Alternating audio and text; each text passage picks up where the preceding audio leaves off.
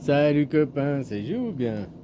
Toi, maintenant que les crypto-monnaies, c'est à la mode, qu'il faut investir, il y a encore un an en arrière, quoi, avant Trump, quoi.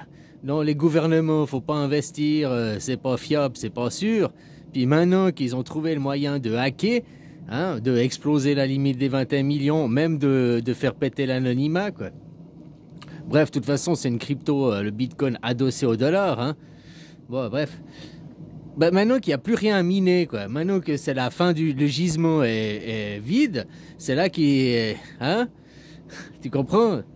Tant qu'il y a un filon, tant qu'il y avait de quoi miner, il y avait un filon à se faire, beaucoup à miner. C'est comme un gisement d'or. Ils ne font pas de la publicité, ils évitent que les gens y viennent. Le jour où il y a quasiment plus rien à exploiter du gisement, eh ben c'est là qu'ils intéressent les plus petits à venir. Pour après faire une question d'offre et demande, machin, pour que les prix ils commencent à flamber. Le Bitcoin, regarde le Bitcoin, c'est comme un gisement d'or, ça a fonctionné la même chose. Au début, qui c'est qui a miné? Ceux qui maintenant détiennent 10 000, 100 000, des gros paquets de Bitcoin, il n'y en a pas beaucoup. J'ai vu, là, il y a XPS, X, je sais plus quoi, là, une entreprise qui est justement derrière Trump, derrière les gouvernements à faire la pression pour qu'ils passent en crypto-monnaie, parce que c'est eux qui, je sais plus quoi, ils gèrent trucs informatiques, quoi. 50% des bitcoins est détenu par eux, quasiment, quoi.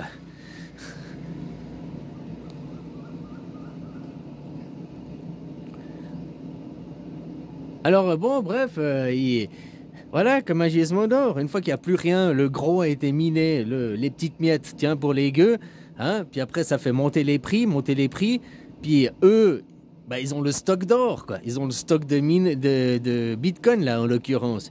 Puis ils les vendent par paquet, petit à petit, ils se font des couilles en or. Ces bitcoins qui valent rien du tout, c'est du vent, eux, ça se transforme en vrai argent, quoi. C'est comme l'or, hein. L'or, si on le payait au prix du métal, de la nécessité qu'on avait besoin, ça vaudrait rien, quoi. Mais vu on en fait des bijoux, on en fait du marketing, on en fait que dans la psyché des gens, ça a une valeur sentimentale, ça a une valeur boursière, une valeur financière, machin et tout, quoi. Ben, ça a de la valeur. Mais si on se contentait industriellement de ce qu'on avait besoin et tout, bah, ça se vendrait au prix du métal, quoi. Ça se vendrait pour rien. C'est écrit comme le diamant, quoi. Le diamant, ça vaut cher parce que c'est hein, toute une famille, 80% est détenue par une famille belge, machin, et qui fixe les prix du diamant, quoi. Maintenant qu'on fait pas du diamant artificiel,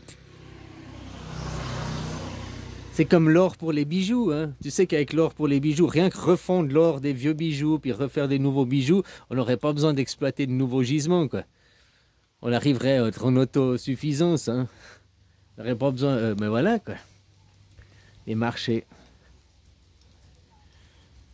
Bah oui, là, le Bitcoin, depuis que bah, y a plus rien à miner, allez, venez, puis surtout depuis que ça peut être craqué, quoi, ça peut être hacké. Allez, venez, maintenant, ayez pas confiance, on peut pas hacker. Maintenant, on peut hacker, alors venez vous faire escroquer, venez perdre vos billes, hein, transformer du vrai argent en Bitcoin. Nous, on vous vend les Bitcoins, on va transformer ces Bitcoins qu'on a miné pour une bouchée de pain en vrai argent, quoi. Demain, Internet, il s'arrête. Demain, tu fais comment? Puis t'as vu en plus maintenant les gens qui se font agresser chez eux parce qu'ils ont des clés crypto-monnaie, quoi, avec de la thune dessus. Hein, dernièrement, il y en a, ils se sont fait couper un doigt, machin, parce que voilà, donne-moi ton mot de passe. Au moins, à la banque, tu as des sécurités, quoi, pour ça. J'ai dit, ça, c'est juste de ceux qui veulent voler le fric, voler le fric. C'est rien d'autre que ça, quoi. La plupart, 80% de la finance, c'est du vol d'argent, hein, rien d'autre. Se faire du fric sur les matières premières, hein, oui, Wall Street, l'offre et la demande, c'est grâce à ça que les prix sont pas chers.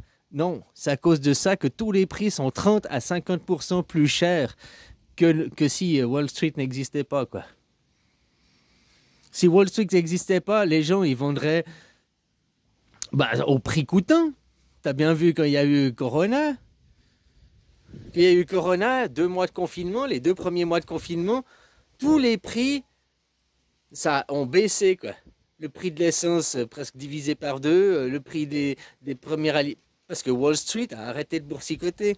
Donc l'offre et la demande ne fait pas baisser les prix. L'offre et la demande, au lieu de payer au prix coûtant, on paye beaucoup plus cher, 30 à 50% plus cher. Voilà à quoi ça sert Wall Street, à voler.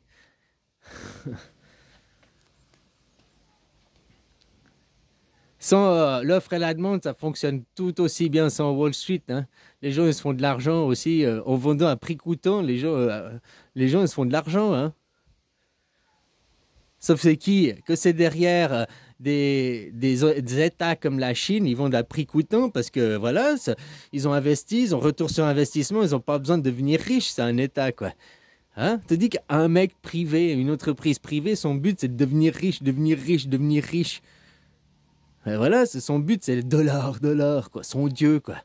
Hein, qui mène derrière à toutes ces dérives le sionisme, hein, utiliser des faux prétextes, des faux flags, tout ce qui est faux flag, faux, tu vois, Al-Nostra, Al-Qaïda, machin, tous ces faux flags, tout ça, c'est le sionisme, la politique, c'est un mouvement politique, un système politique. Ça n'a rien à voir avec les juifs. Au contraire, aujourd'hui, qu'est-ce qu'ils font les sionistes? Ils salissent les juifs, ils salissent la chrétienté, ils salissent la démocratie, tout ça pour justifier les massacres des Palestiniens, quoi. Voilà ce que c'est le sionisme, c'est prendre des choses saines, des choses belles, et les salir, les pourrir, les pervertir.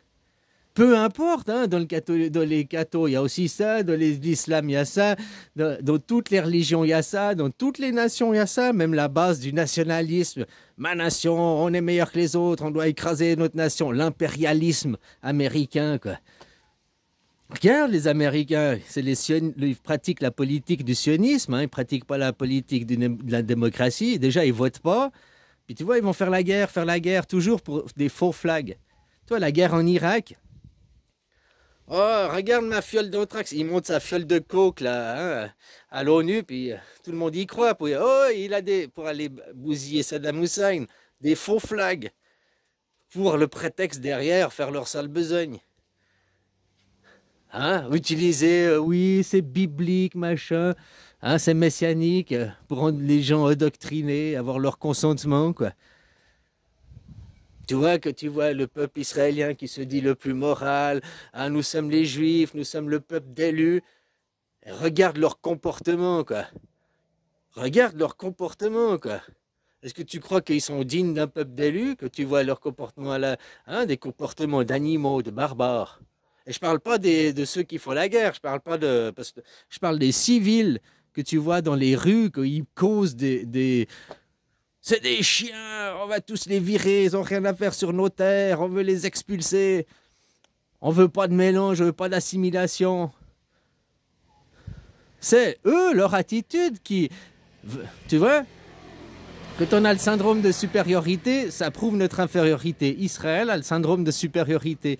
Et toutes leurs attitudes, d'où leur comportement sur la scène internationale, prouvent qu'ils ont un comportement de personnes inférieures. Inférieures au sens homme de Cro-Magnon, barbare. Ce pas des gens civilisés, c'est des gens qui manquent d'éducation. Voilà.